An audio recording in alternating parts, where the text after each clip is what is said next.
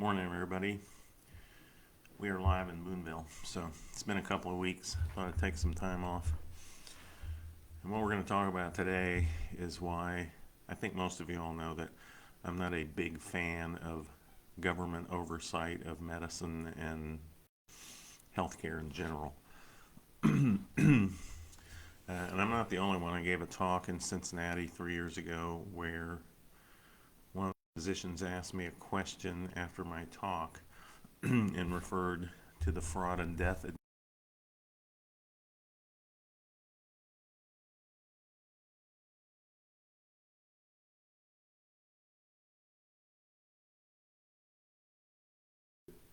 most of you all don't know about.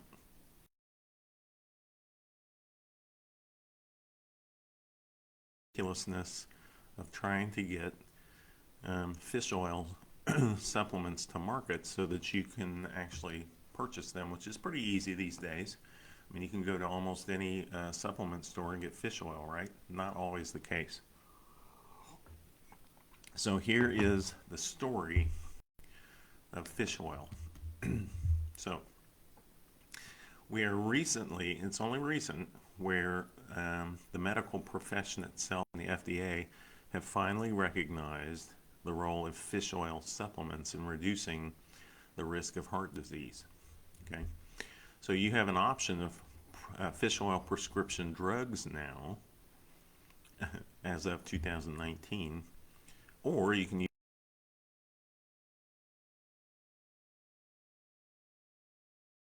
not your omega-3 index is in a good range or even in an optimum range.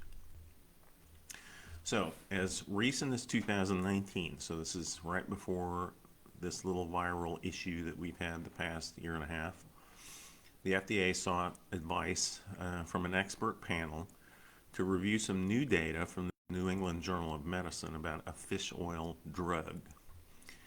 Okay, this panel, by a vote of 16-0, recommended that the FDA allow broader claims about the ability of omega-3 fatty acids to reduce cardiovascular risks. So for how many years have you been told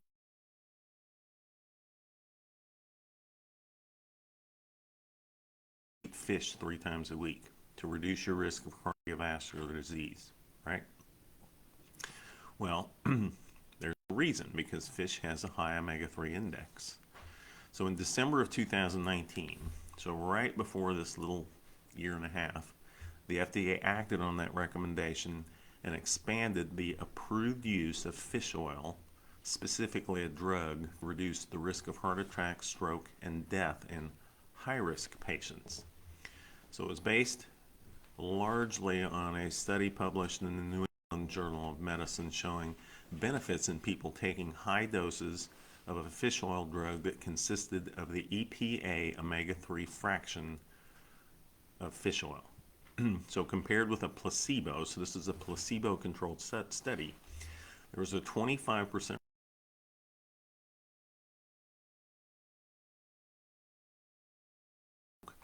the use of coronary stents and bypass surgeries and unstable angina in the fish oil drug group. Okay, so there are several other benefits. So cardiovascular death was reduced by 20%. Fatal or non-fatal heart attacks reduced by a third, 31%. Fatal or non-fatal stroke reduced by 28%. And then urgent or emergency coronary revascularization, so stenting, angioplasty, or bypass surgery at 35%. And then hospitalizations for unstable angina, which is the chest pain that occurs from coronary artery narrowing from plaque, by 32%.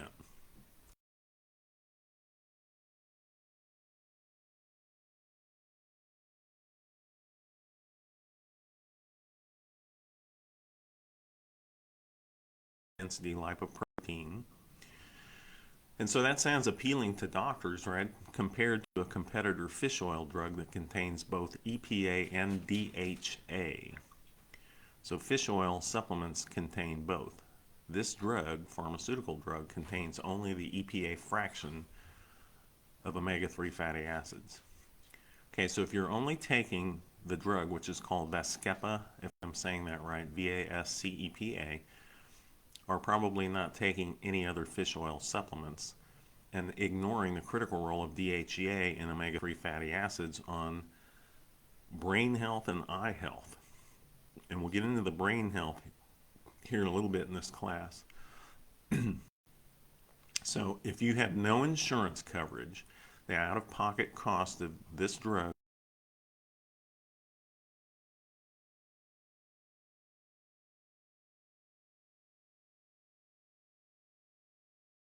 and DHA, not DHEA, can be obtained from dietary supplements. Okay, so we're going to talk about the battles over fish oil from the government oversight regulatory people. Okay, so you're taking for granted that you can get fish oil supplements, but until about 1994, that wasn't true. So the battle over fish oil with the FDA started in 1987 at Life Extension in their offices, and they were raided, guns drawn, the whole 9 yards, people lined up against the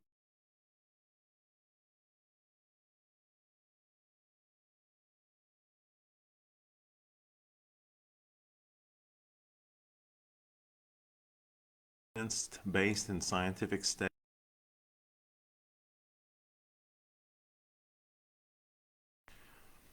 Okay, now you all know that I'm a Life Extension fanatic. They do their own research, they fund their own research, they publish their research. They have a magazine that comes out, Life Extension magazine, once a month, very well documented, very well thought out. And basically, they have fought since 1981, I think they opened, 1980, I guess, Life Extension. So think about their name, Life Extension.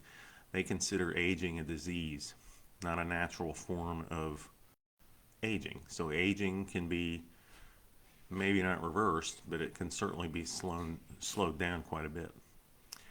Okay, so that led to a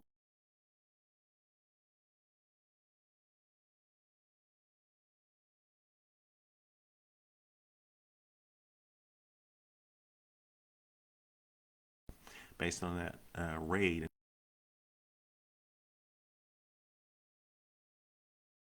Legal costs.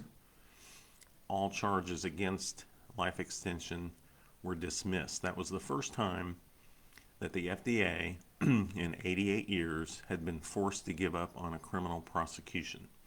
So these two guys were offered plea deals, plea bargains, this, that, and the other thing, and they kept fighting, and eventually in court they won. Okay, 7 years after that raid, Congress passed legislation allowing consumers access to a variety of affordable dietary supplements.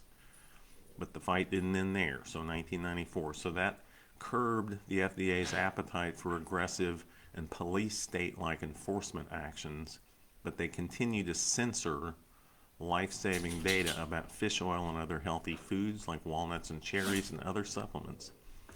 Okay, so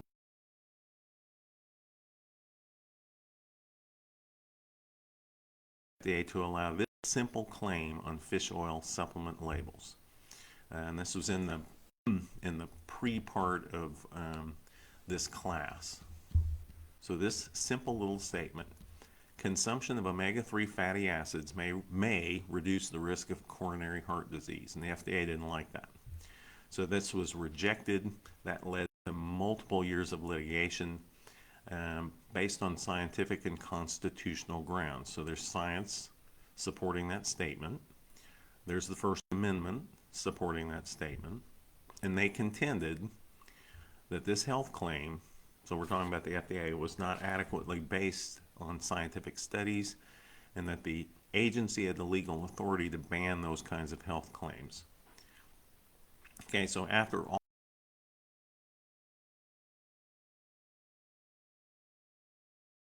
fatty acids may reduce the risk of coronary heart disease. The FDA evaluated the data and determined that although there is scientific evidence supporting the claim, the evidence is not conclusive. So when you read those little statements on ads on bottles, etc. These statements have not been evaluated by the FDA, and this supplement is not to be used for treatment, blah, blah, blah, diagnosis, etc. So it all has to do with language. Well, that's a simple statement. So the claim that the evidence was not conclusive is kind of a problem. So if you review the scientific literature back at that time, there was evidence that consuming fish or fish oil could lower heart attack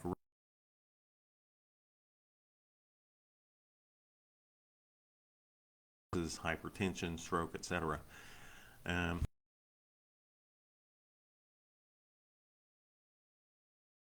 To remove that sentence, urging the FDA to allow this claim: consumption of omega-3 fatty acids may reduce the risk of coronary heart disease, and eliminating the FDA little statement after that. Okay, so accompanying that petition was a document showing scientific studies backing the benefits of omega-3 fatty acids. That was filed with the court, and then arguments supporting the constitutional right to disseminate truthful and non-misleading information. So we're talking about what the words on supplements that the FDA allows specifically on a fish oil label. So in 2004, the FDA decided to allow an expanded health claim on products containing the omega-3 fatty acids EPA.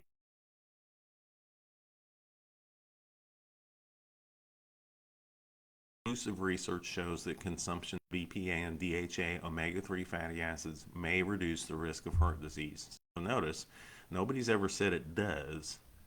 There's evidence that it may. And then the FDA went on to recommend that no consumer exceed more than 3,000 milligrams per day of EPA and DHA omega-3 fatty acids, with no more than 2,000 milligrams per day derived from dietary supplements. So they're still recommending that you eat fish, but they're not recommending that you take more than 2,000 milligrams per day of dietary fish oil, despite scientific evidence that shows that that's helpful.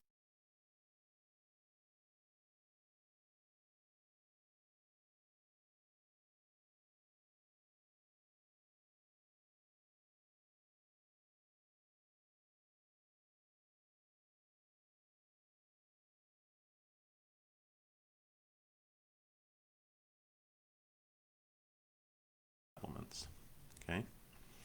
So the FDA suffered a defeat in federal court. So they strictly regulate what drug makers are permitted to say about their products. And until recently, what could be said was limited to what the FDA would allow. So FDA censorship lost when a maker of prescription drug fish oil sued the FDA to make a health claim about fish oil's potential to reduce cardiovascular disease risks. This is a simple little thing, fish oil. Now this is a drug maker, but fish oil, just eat fish but don't take fish oil.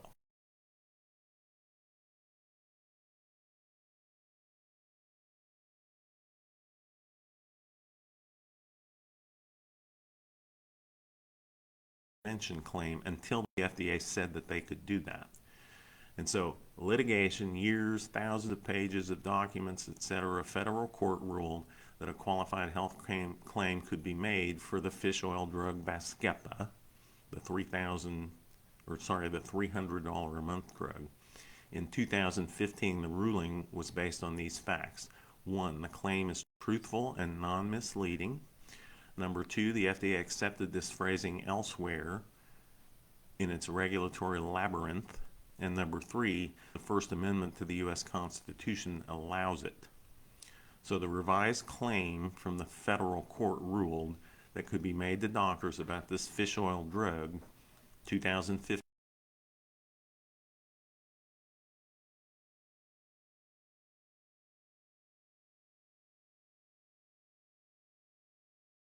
Vascepa should not be taken in place of a healthy diet and lifestyle or statin therapy. And we've talked I have ad nauseum about statin therapy and the fact that it does not prevent coronary heart disease or cardiovascular disease. It's right there in the literature. It is helpful if you've had a stroke or have had a heart attack, but as far as prevention, it does not reduce cardiovascular death. So, years of disagreement, full-blown litigation, the above statement is the primary outcome of this legal victory over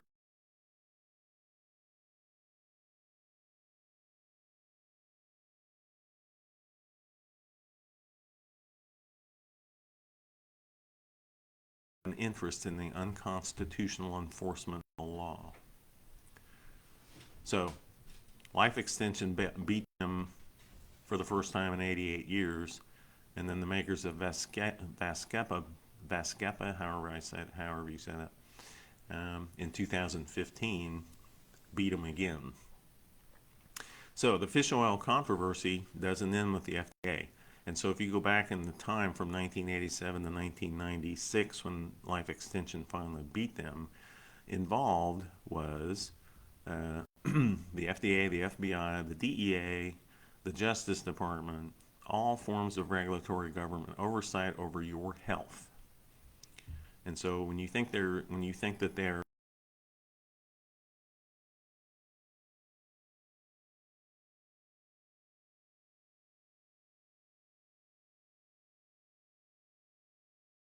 contradictory proclamations about fish oil's benefits or purported lack thereof.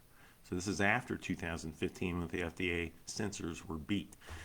So there was a ping pong match based on studies with huge variations in EPA and DHA potencies or unrealistic expectations of just fish oil itself. Okay, so studies using higher omega-3 doses generally demonstrated the efficiency of fish oil, whereas lower dose studies were disappointing and resulted in mainstream medicine actually questioning the value of fish oil as a supplement. Okay, so the media parroted conventional medicine's vacillating positions and running tabloid-like headlines touting fish oil's cardioprotective benefits or attacking it as worthless, depending on the study that was released and covered. So there were some contradictions. There was a study showing that low-dose fish oil at 1,000 milligrams a day markedly reduced fatal heart attack risk, while other studies showed little value using this low dose. Okay, the high dose would be 3,300 to 4,000 milligrams per day. Low dose would be 1,000 milligrams a day. And if you're eating fish, the science shows that a dose of 2,400 milligrams a day may give you the benefit. Okay, so what were the dietary patterns? Most of the studies ignore the dietary patterns, especially in countries where there was higher omega-3 intakes of foods, which is not the United States. And so those that are doing that, eating omega-3 cold water fish, let's say, may need less supplemental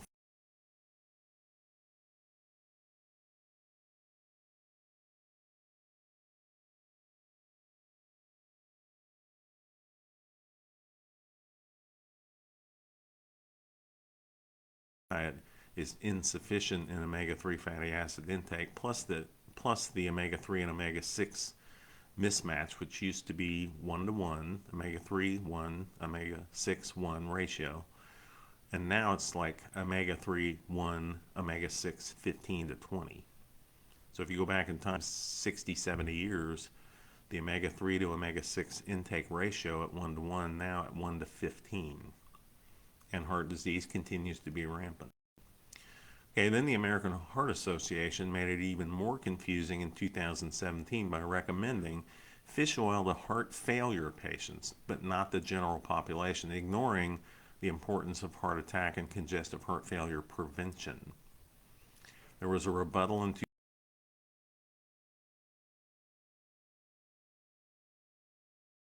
Medical Association to describe the absurdity of recommending people wait to develop heart failure before saying that omega-3s may be protective. Okay, so recent large studies, including the New England Journal of Medicine study, continue to validate the need for higher dose omega-3 intake. Okay, So robust benefits are found when a high dose of 4,000 milligrams a day of an EPA-only fish oil drug, so that's Vascepa, were used. So 4,000 milligrams of EPA. Okay, and then that study found a 25% reduction in across-the-board spectrum of cardiovascular disorders.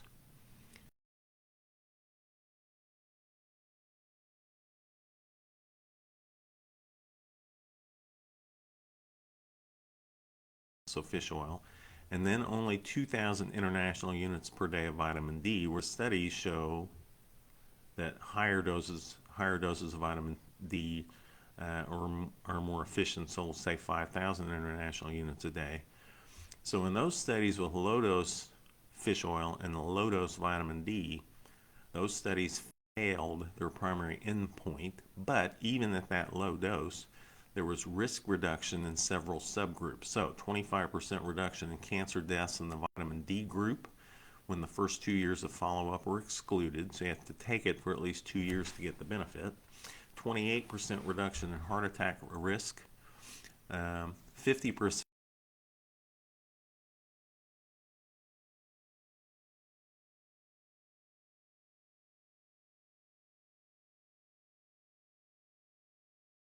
the stent in the fish oil group.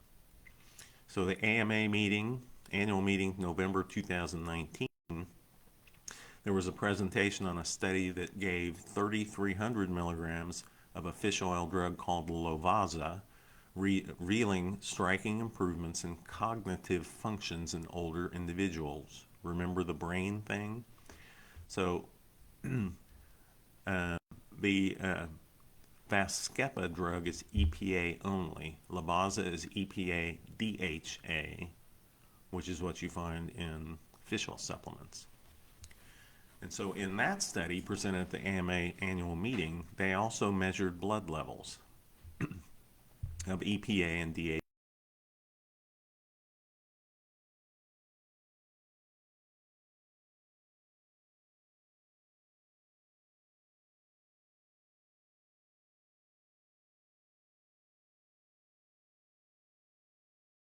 Was that high-dose EPA and DHA, or fish oil, prevented cognitive decline in cognitively healthy coronary artery disease subjects with younger subjects, non-diabetic subjects, and those achieving an omega-3 fatty acid index greater than 4% having the greatest benefit. So these findings are especially important for coronary artery disease patients, as coronary artery disease is a risk factor for dementia. Okay? So there's a consensus that higher dose omega-3 intake is what induces meaningful risk reduction.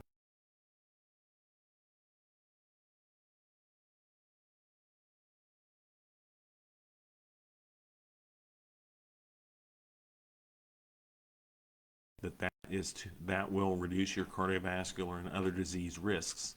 The medical profession, other researchers, the FDA all agree on that. So missing from virtually all the research on fish oil supplements is each study subject's dietary intake of omega-3 fatty acid rich foods. So in perspective, a 4-ounce can of wild salmon has about 2,000 milligrams of total omega-3s, which gives you 1,800 milligrams of EPA DHA. So a clinical trial using only 1,000 milligrams of supplemental fish oil in people who regularly consume canned wild salmon might yield the benefits, because the total daily consumption of EPA and DHA is around 2,800 milligrams.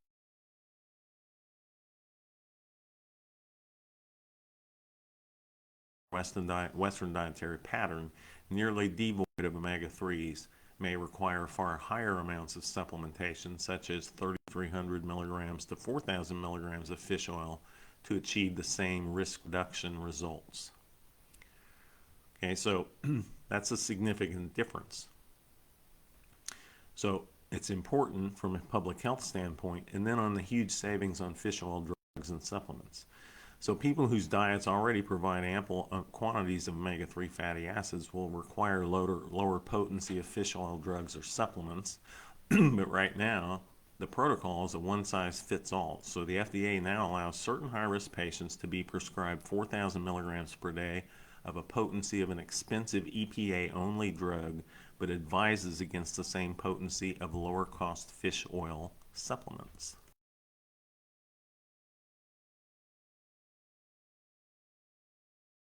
EPA DHA status to get those benefits. It impacts a person's risk of a multitude of disorders, many of which are life-threatening, including cardiovascular health or disease. Okay, so you can do an omega-3 index blood test, and it's a ratio of omega-3 to omega-6 fats. So it's an important determiner of overall health status. Okay, so results from that test can pretty much precisely determine how many fish oil capsules or how many milligrams you need per day. And to achieve the optimal omega-3 index, you want to get over 8%. So we started doing these about 8 years ago with health diagnostic labs, and then True Health Diagnostics omega-3 index. It's now available as a home test, so you can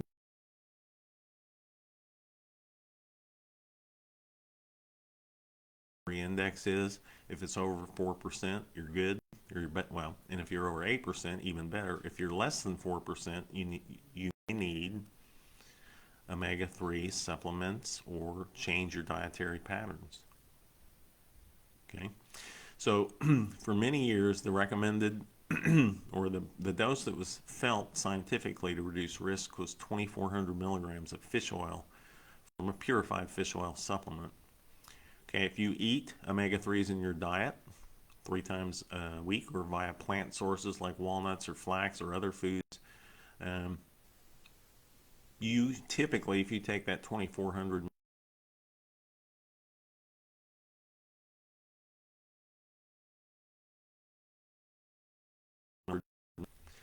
however, not everybody converts plant-based omega-3s to EPA and DHA, so fish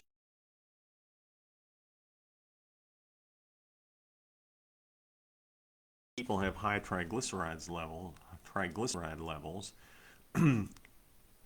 Increased fish oil intake has been shown to target triglycerides to lower them below 100 milligrams per deciliter. So we're seeing more doctors now prescribing expensive fish oil drugs because of that statement in 2019 without considering the dietary intake of the omega-3s that particular person is doing.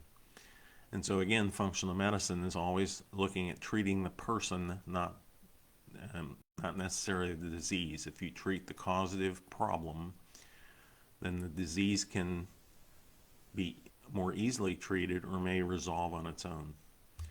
Okay, so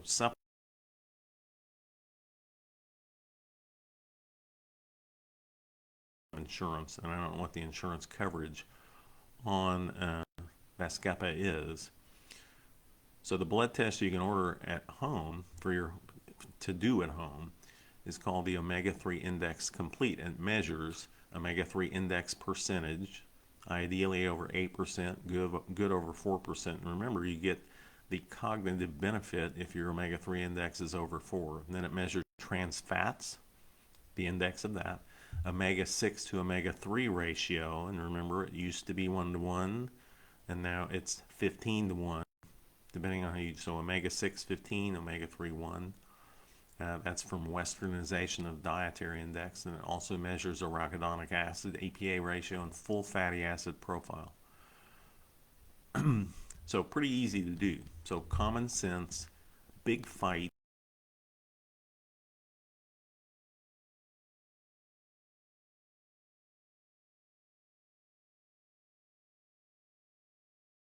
Over-the-counter supplements. The language is the big fight. Fish oil actually has beaten the FDA as far as censorship. And again, if you think government regulation over healthcare is in your best interest, this simple little story about fish oil should have you questioning thought. Okay, so that's it for this morning. I'll be back probably the rest of the week at 9:30, I hope, after my little 2-week hiatus. Have a great day. It's cooler here in Missouri, thankfully, than it has been. It was horrifying last week. So have a great day. I'll talk to you tomorrow. Bye.